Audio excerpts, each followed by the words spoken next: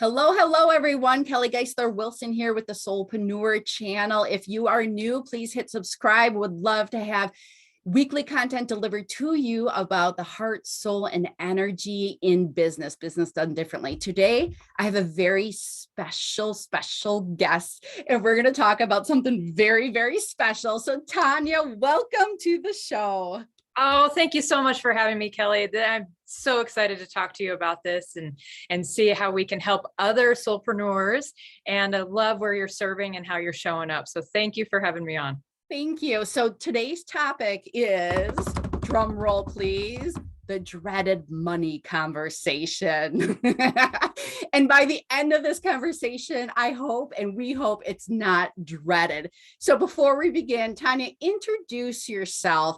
Let us know your magic, what magic you bring to the world and who you serve. And then I'll do the same. Well, first off, I am a confidence and money coach, and I specifically have signature offers that help women learn how to release the emotional burden of debt and change their money story so they can actually live out the reality of their dreams with money, without money, and vice versa. So I'm super excited to talk about it. It's such a different topic because a money coach usually might talk to you about financial planning, how to invest, where your budget needs to be tweaked. This time we're dealing with your emotions first. So that's lights me up super well. And I'm just excited to talk about it. Yeah, me too, because, we've been taught, and I looked at my kids this morning, we've been taught to believe a different version of money than what I think is accurate, which I think is authentic. I know you carry that same feeling. So we're going to peel away the layers and unveil the secrets of really how to rebuild your relationship with money. So in case you don't know me, I am Kelly Geisler Wilson, also known as the Butterfly Guide. I support soulpreneurs launching their business in a very heart, soul, and energy aligned way. So you can contribute, you can make an impact, and you can generate and receive incredible financial abundance doing what you love. Tanya just said a minute ago, she's doing this and it lights her up. You can tell we're lit up about this. This is what I am all about, doing business differently and doing it in a very heart, soul, and energy aligned way. So we're going to start out with some basics first. And as we're answering these, I'm going to invite you to answer these questions as well. Tanya, what does money mean to you? Money is a resource. Money is energy. And that's all it is. That's all it is. I don't have to put it up on a pedestal. And what people forget is that because this is an energy and it's a connection and it moves fluidly through us, in us, and around us, it's not something that we worship to. It's not something that should be telling us how to live our lives. And so it's a tool. It's a tool for me. It's a tool for you. It's a tool to make your dreams come true. That's all. That's all. Doesn't have to be any more than that. I'm so excited. Yes. I'm trying to figure out what else would I add. I will add to this is I agree. Money is energy, and we happen to give it a label, and we give it a persona, and we give it a whole different role in our lives. And that was part of the conditioning when we were younger. When your family of origin has conditioned you either to live in lack, that money is hard to work for, that, it's for everyone else except you. I grew up for years that money was voodoo, that you shouldn't talk about this to family, to friends, or to anyone. And just a couple of years ago, I broke through that as well. So money, I 100% agree with you, is just energy. It is energy. We give it a label, we give it a persona, we make it evil, we make it amazing, we give it whatever flavor it's taking on, because that's how energy works. Energy is energy, and the different flavors is the different vibrational frequency. So anything you want to add to that spark from that? Yeah, actually, it's like you talk about, we give it a persona, we give it a role. And because of how our lives and society is portrayed that role supposed to be in our lives, we've actually given it deciding power on how to live our lives. And we learn that from an early age. We learn that from today's TV. We learn that from other people that we are comparing ourselves to. Yeah. And then we don't talk about it. It's like the nasty skeleton in the closet that we open up the door and just decide to have a full-blown conversation and tell me how to live my life, but we're not going to like show it to anybody else. And Yes. everybody at one point or another has had that and had to work through it. And so I want to break us free from allowing this tool, this resource, this energy to decide our daily decisions. Mhm. Yeah. So I'm going to add to that. I think of money as an angel investor. You know, I run a business, I have a life, and it's an angel investor into my business. So I've actually given it a role, and I've given it a very positive role. It is here to help me. That's like my number one belief. It is here to support me. It is here to help me. And in my business, it is here to help me extend my impact further and to contribute and serve my soulmate clients that are waiting for me to show up and to work with them. Right. So that is the role that I have created. What's the role that you've created for money, that you assign to money? It's definitely become a birthright. When God created me and he created a passion inside of me, he created a life for me to have that didn't happen the way he intended it to, but the lessons that I've learned from it, I'm meant for prosperity. I'm meant for a victory in the struggle. I'm meant to be free of a slavery in my spirit, in my soul, and in my life. And so money's role in my life is just a connection. It's just a connection that I get to choose my emotional responses to it and how it decides to show up in my life. And all of that comes from that birthright, from God's wanting me to be prosperous, having the plans for me to be prosperous, not just in money, but in life in general. When we talk about abundance, abundance is not just about money. It's abundance in love and peace and friendships and relationships and experiences. And if you give one thing that power to make those daily decisions, you start limiting those other things that you're supposed to be abundant in. And it is just like if you put too much energy or too much focus into one thing or another. But I want to put more focus and energy into the relationships with people that can actually converse with me back, that can teach me, can love me, that can support me and encourage me, that can challenge me. Money can't do that. So why do I have to have a relationship to it? Why do I have to be in relationship with it? I just have a connection to it. Just like I have a connection to any other material thing in my life. I have a connection to my bed at night because I sleep in it. Doesn't tell me what to do with my life. It doesn't determine whether good sleep I get or not. That's me. And if it doesn't work for me, I get a new one. So we're different here, and this is pretty cool. And I'm liking this, right? Because obviously, I mean, it's what's resonating, what's working with us. I also want to highlight, if you heard Tanya, and hopefully if you heard me too, how we are relating to money is from a place of empowerment. It is not from victim. And that is coming out with, like, we get to choose, not it's choosing it for us. That I've heard that from Tanya, a couple of times clearly. We get to choose how we are going to relate or to connect with money. And my choice, just identifying our differences that are coming out, is I do believe to have a relationship with it where we are working in partnership together. And I heard you just say, I don't want to have a relationship with it. I want to have a connection with it. It's still a high vibe connection. Absolutely. There's nothing different in it. It's where it comes from, the deepest knowing of your soul of how you want to be in Congress with it, right? Whether it is a relationship, whether it's a connection, whether it's energy, whether it's an idol, whatever it is, the basis of it is that we get to make that choice. Yes. We get to choose that path. We get to choose those emotions, but you got to heal them first. You got to meet yourself right where you are in order to know what kind of connection, relationship that you want to have with it. And stop living the victim mentality, right? Stop living in response to how it's treating you and how it's affecting your life. Take control of your own life. So if you're watching this, the first thing, action item we want you to do is to just receive a nice deep breath right now and say, I'm in the driver's seat of my experience with money. Yes. Give yourself permission to be in the driver's seat. This isn't happening to you. This is happening for you. And so let's shift that perspective right now. I'm in the driver's seat with money. Now, the next question, and we're going to share some pro tips right now. The next question I would offer, this is a great journaling question and a contemplation question, is to ask yourself, what story am I operating in regards to money? And ask this question if, as you reflect to childhood, what story was I told about money growing up? I'm very careful with my kiddos. I have 4 ages 16 to 11 to not say to them, we don't have money for that. It's not in the budget. Yep. What a restriction, right?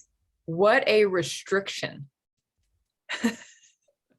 So what other pro tip? Yeah.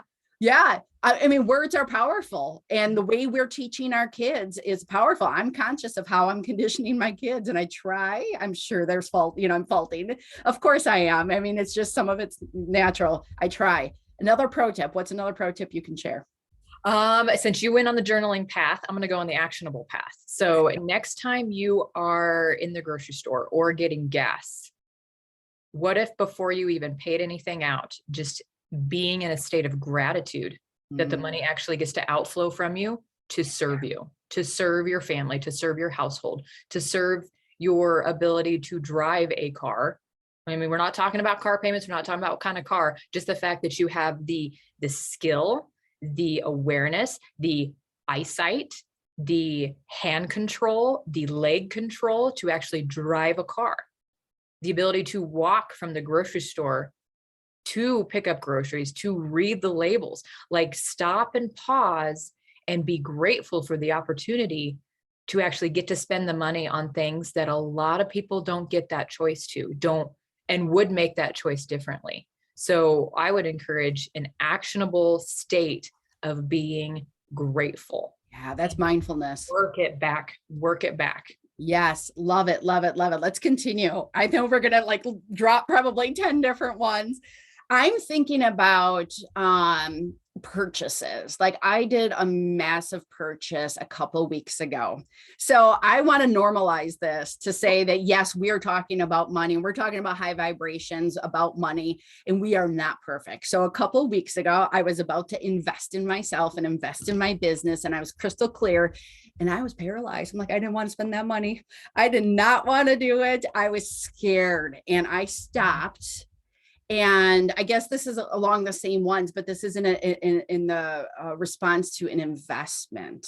Mm-hmm. I said, what story am I operating in? Like, what is really, like, I was starting to shake. This was a big chunk of money. And I went into complete lack, that if I spend this, it's going to go out and there's not going to be any more money coming in.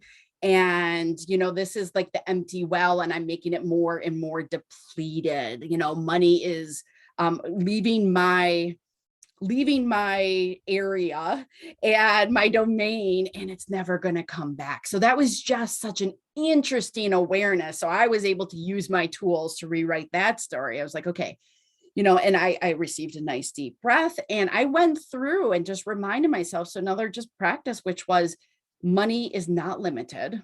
Mm-hmm. Money is infinite. Money is here to serve me. And so catching myself of what was I believing in at that time? And it was not in alignment with what I wanted to be believing in, and tuning into what I did believe in, and tuning into the energetic of money. Because again, in my heart, money is here to support me and to love me and to help me. And it is a resource. And so I actually stopped myself, just receive a couple nice deep breaths into your heart space, not your mind, because your mind is where these beliefs are triggering, and receive it into your heart. And one of my other ninja tips here is, if you purchase something, use that moment and set an incredible intention in that moment. And so when I clicked purchase, and I was subscribed to, money is here to serve me. Money loves me. Money is, it is making this possible. When I created an intention to allow this purchase to be the thing to create the next upgrade in my business, completely different action Yes. to a purchase. Yes. Oh my gosh, I love that. I love that. Then, and you took the time to figure it out. There wasn't a justification for it. And I would totally support all that tip. Is just take a minute, just a minute to understand why you're making that purchase. Why is it so difficult? Start asking the why. Get to that root, figure it out, because you're doing everything you can to buy something for your kids. If your kids needed something, it's like automatic. But then all of a sudden, when you're talking about investing in your own business and up-leveling your care, why do we do that? Why do we struggle with that so much? And that's where I love to talk about and help women, people in general, just realize that their self-worth is not tied to a dollar amount. Not at all. So when you're struggling with that purchase, whether it be $20 or $2,000, you and I had that conversation earlier. It's like, why is it so hard to make that decision either way? Why is it always the logical stuff? What's it going to do to the pocketbook? What's it going to do to my debt increase? Why, like, I'm never going to get out of debt if I do this, blah, blah, blah. And it really comes down to how you are, again, talking to yourself, what your money story is and why you're feeling that way. What is your self-worth? And how is it tied to these types of decisions? How are you tying it to these types of decisions? Yes. Because you are inherently worthy, which means your worth is not conditioned on anything else, period. Your self-worth is your birthright.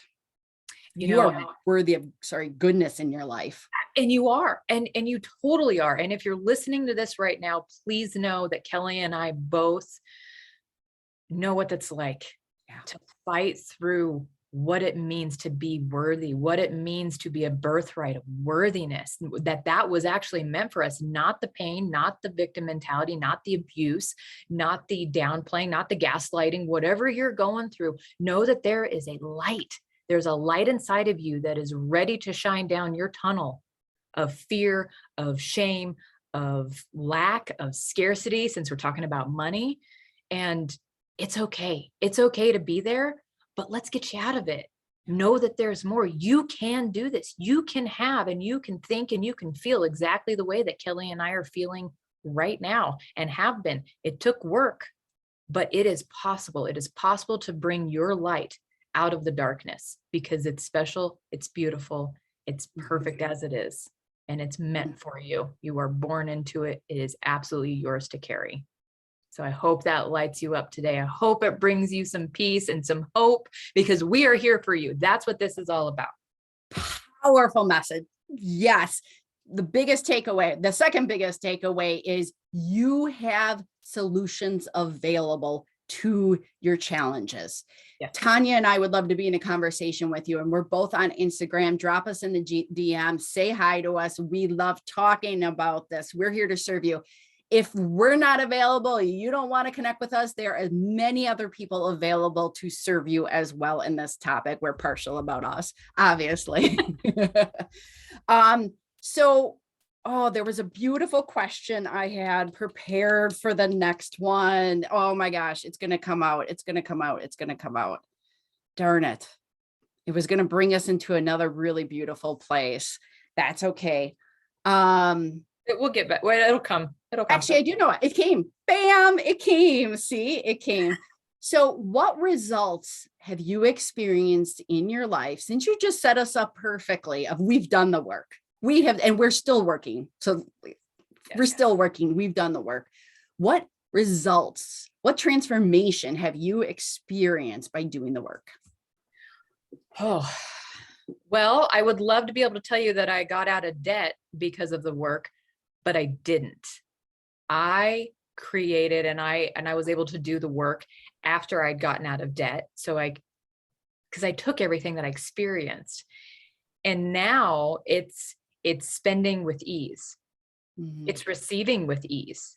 And more than anything, just perspective shifting of how I decide to pay my cell phone bill, how I decide to go to the movies or go out to dinner, because I did not allow myself those luxuries while I was in debt. So it was really embracing the fact that I can make my own decisions, I am financially responsible, and I can have nice things too.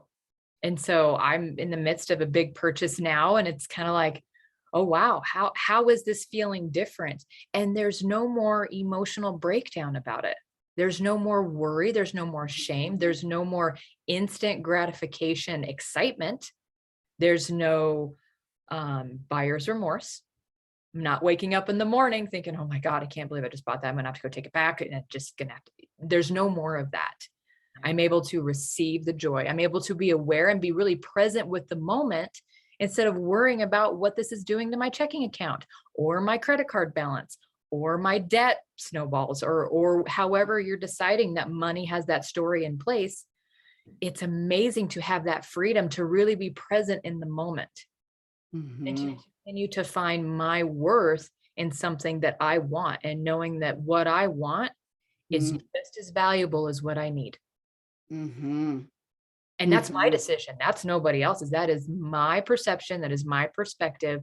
And I get to decide that. And that's an incredible power when you're stop letting other people tell you what you need to buy, what you need to save, what you need by what age. Yeah. You know, and really taking the confidence of who I am and making that real, making my desires real, making my decisions, my power. And I'm so happy to not have those type of chains that burden, that heavy cloud anymore, because I can be so present in my own life and see things without the debt blinders and the money blinders on. I get to experience things that I wasn't aware to before, wasn't privy to before, by being weighed down. And it's so cool. It makes life worth living. It really does. Yes. That was amazing. That was definitely amazing. So what I heard you say, and I would agree the same thing. And I'm all about being your own guru, being your own authority. What we're highlighting here is the conditioning of how we've been conditioned to allow money to drive our bus, instead of taking that ownership back and saying, I'm going to drive my bus of life, my own life. I'm not letting anyone else drive my bus except me, because that is my birthright.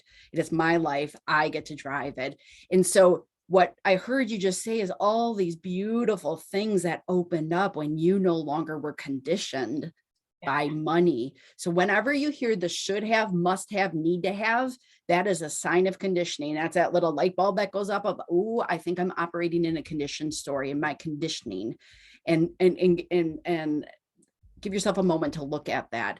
So for me, I agree with everything you just so beautifully said. For me, it also added a friend in my life, and I do see money as a friend, and that is, I have given it a persona, right?